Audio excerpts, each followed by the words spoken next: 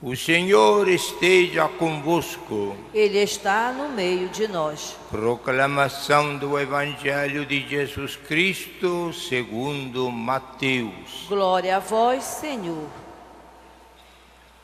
Depois que os magos partiram, o anjo do Senhor apareceu em sonho a José e lhe disse: Levanta-te, pega o menino e sua mãe e foge para o Egito. Fica lá até que eu te avise, porque Herodes vai procurar o menino para matá-lo. José levantou-se de noite, pegou o menino e sua mãe e partiu para o Egito. Ali ficou até a morte de Herodes, para se cumprir o que o Senhor havia dito pelo profeta: do Egito chamei o meu filho. Quando Herodes percebeu que os magos o haviam enganado, ficou muito furioso. Mandou matar todos os meninos de Belém e de todo o território vizinho, de 2 anos para baixo, exatamente conforme o tempo indicado pelos magos. Então se cumpriu o que foi dito pelo profeta Jeremias: ouviu-se um grito em Ramá, choro e grande lamento. É Raquel que chora seus filhos e não quer ser consolada, porque eles não existem mais. Palavra da salvação. Glória a vós, Senhor. Aleluia, aleluia, aleluia, aleluia.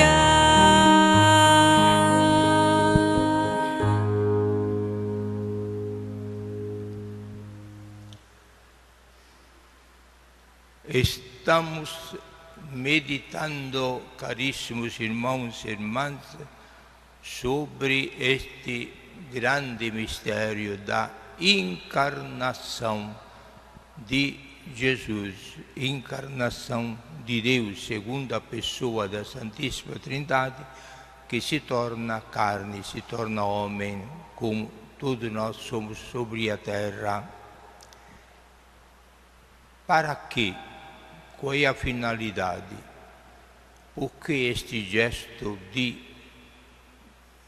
inimaginável humilhação de Deus, Ele, majestade infinita, se tornar criatura como nós, dependente de tudo que a partir de criança até a morte, cada homem precisa? Nós podemos reduzir nesta afirmação: Deus é amor, nós somos criaturas pecadores e Ele, que é amor, vem no nosso meio para nos perdoar. Sabendo Ele, mais do que todos nós, que o pecado é o único verdadeiro mal, mas um mal mortal, no sentido que mata não só o corpo, mas é que mata sobretudo a alma, mata a parte espiritual, a vida mesmo de cada criatura humana. Por este motivo, Deus, que é Criador, sempre amando as suas criaturas, veio reparar, consertar o que só Ele pode fazer. Nenhum homem na terra tem poder de perdoar os pecados. E por isso se operou este mistério da encarnação. Deus começou a se tornar criatura humana a partir do concebimento no seio virginal de Maria e depois o nascimento, mistério que nós estamos celebrando. E todos nós, caríssimos irmãos, somos pecadores e pecadoras. Estou dizendo isto quase comentando a primeira leitura de hoje, em que é afirmado com muita clareza a situação lastimável, humilhante, em que nós, criaturas humanas, estamos por culpa do pecado. Mas Ele, Jesus, veio nos libertar. Daí, caríssimos irmãos, é importantíssimo e urgente, sempre, todos os dias, não só durante a confissão, mas em qualquer momento, em qualquer lugar, estarmos sempre arrependidos. Evitar os pecados é quase impossível. Sempre vamos cair. A Bíblia diz justamente que os justos, isto é, os santos, pecam 7 vezes por dia. O número 7 é emblemático na Sagrada Escritura, significa muitas vezes. Então, os santos, embora santos, pecam muitas vezes por dia. E Deus perdoa muito mais vezes por dia. Então, estamos nessa jogada maravilhosa entre os pecadores e a bondade de Deus. Mas os pecadores arrependidos. Não entra no céu nenhum pecador que não se arrepende. Os arrependidos afastam o pecado por amor de Deus, como dizia o salmo de hoje, no refrão. Nós escapamos do laço que o nosso caçador tinha armado. Nós escapamos. Deus vem, quebra a cilada da armadilha e nós conseguimos voar de novo encontro a Deus. Belíssima imagem que nos representa o grande mistério do perdão de Deus a respeito de nós pecadores. Um dos pecados que aconteceram no início da missão de Jesus é a prepotência, a violência de quem se acha dono do mundo, que se acha todo-poderoso, que pode fazer o que bem entende, e ai de quem ousasse interferir neste poder ou ameaçar este poder. Daí nós entendemos a presença deste rei dos judeus, Herodes, em Jerusalém, que dominava o tempo em que nasceu Jesus, cruel. Ele matou quase toda a família, sempre com ciúme e um medo doentio que alguém pudesse competir com ele, lhe tirar o trono. Por isso matou até os filhos, a mulher, todo mundo, para ficar sozinho e não ter de correr o perigo que alguém pudesse lhe tirar o trono. Neste contexto da mentalidade doentia dele, chegam os reis magos à procura do rei dos judeus. Imagine como ficou Herodes, suspeitando, não admitindo que alguém pudesse lhe tirar o trono. E com muita astúcia manda os magos para Belém, que na periferia praticamente de Jerusalém, à procura deste rei, que depois ele o visitaria. Mas Deus é superior a toda a prepotência humana. O anjo avisa José, eis a bela figura de José silencioso que obedece logo. De noite, avisado pelo anjo, acorda Maria, pega a criancinha Jesus e vão para o Egito. Jesus é um migrante. Jesus quis experimentar todas as aflições da humanidade. Quis ser, além de ser perseguido, quis ser migrante e foi para o Egito. Ficou aí até quando chegou a notícia que Herodes tinha morrido. Herodes, quando se apercebeu que os magos, avisados pelo anjo, não voltaram para Jerusalém para dar a notícia, Aí ficou brabo que só.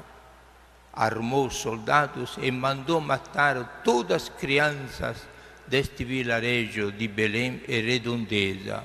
Talvez fazendo um cálculo, mais ou menos 40, 50 crianças. Belém era uma cidadezinha pequena, de 2 anos para baixo. Você se imagine a tragédia das mães vendo os soldados implacáveis arrancar as crianças do peito delas e matá-las na presença delas. Coisa que nos dá um arrepio. Mas a prepotência e a ambição dos homens chega até este ponto. Coisa do passado, 2017 anos mais ou menos que passaram. Alguma vez se repetiu esta matança de inocentes? Infelizmente, ao longo da história, sempre acontece. Chegam notícias, por exemplo, que o exército islâmico fanático, em nome da religião, em nome de Allah, matam as crianças cristãs lá onde eles estão invadindo, porque ser cristão é infiel, então eles não merecem, não vão para o céu, por isso se matam, se eliminam. É o fanatismo religioso que chega a este extremo. E nós ficamos preocupados. Como se pode chegar a este extremo de crueldade no século XXI, em que nós estamos vivendo, com um avanço técnico de civilização? É possível que o homem seja tão cruel assim? Infelizmente, o pecado, sempre nós acusamos este misidial inimigo do bem. O pecado da prepotência, da violência é terrível, elimina. E só isto, quanto mais a humanidade avança na civilização, como nós que estamos aqui, no Brasil, com todo este avanço técnico que nós temos, graças a Deus, existe algum lugar em que há ainda hoje matança? Infelizmente, devo afirmar que existe, mais cruel do que a matança de Herodes. Herodes matou crianças que já nasceram até os 2 aninhos, mas nós brasileiros, matam crianças, infelizmente matam. Cada ano, mais de 3 milhões de crianças são mortas aqui no Brasil, cruelmente, pelos médicos e as mães, com o aborto. A técnica sofisticada da nossa civilização chegou ao ponto de arrancar a vida das crianças, não só depois de nascidas, mas antes de nascer. Mais cruel de Herodes, antes de nascer. Ao longo de 9 meses de gestação na barriga da mãe, arrancando-a do lugar mais sagrado, que é um templo, o seio da mãe gestante. É um templo vivo, sagrado, porque é uma vida nova que é o dom de Deus que está se formando. E nós chegamos a esta crueldade admitida, defendida por muitos movimentos e pedindo, quase empurrando os deputados para que aprovem a lei que aprova o aborto, como em tantos países ocidentais mais avançados já aprovaram. Qual é mais cruel? Herodes, naquele tempo, 2017 anos atrás, ou a nossa civilização homicida? Aí se tratava de crianças que já estão vivendo. Aqui se trata de criancinha que não pode nem se defender, né chorar, né gritar. É feito não por um cruel Herodes, mas é feito pelas próprias mães, os próprios pais e os médicos que são laureados, diria mesmo investidos desta autoridade de defender a vida. Os médicos se transformam em açougueiros da vida humana. Claro que é um quadro muito triste. Existe perdão também para isto? Claro, perante a misericórdia de Deus, qualquer pecado não resiste. A misericórdia de Deus é infinita. Deus se perdoa até o pecado de Herodes. Se ele tivesse pedido perdão, era perdoado. É o pecado das mães dos médicos que matam tantos inocentes, milhões de inocentes. Imaginemos no mundo inteiro quantos milhões de inocentes, todos mártires. Deus se perdoa também. É necessário então que quem faz, se permite de operar este crime, exige que se arrependam, chorem, peçam perdão à própria criança que Deus justamente leva para o céu e se propõe agora de viver em prol da vida, de nunca mais sugerir, apoiar, acompanhar, incentivar alguém, nem que seja a filha, o amigo, a vizinha, para fazer o aborto. Só assim se pode purificar e se pode chegar a receber o perdão deste crime, que é o mais hediondo que uma mulher possa fazer. Então, caríssimos irmãos, Deus se perdoa. E hoje estão fazendo a festa dos santos inocentes, os primeiros amigos de Jesus menino, criança. Não receberam o batismo os que foram abortados, mas receberam o batismo do sangue, isto é, a crueldade com que estão mortos é valutado por Deus como um martírio. Então nós temos milhões e milhões de mártires inocentes que povoam o céu. Quando a gente vai para o céu, nós vamos ver este exército em número, estas florezinhas que enfeitam belíssimamente o céu.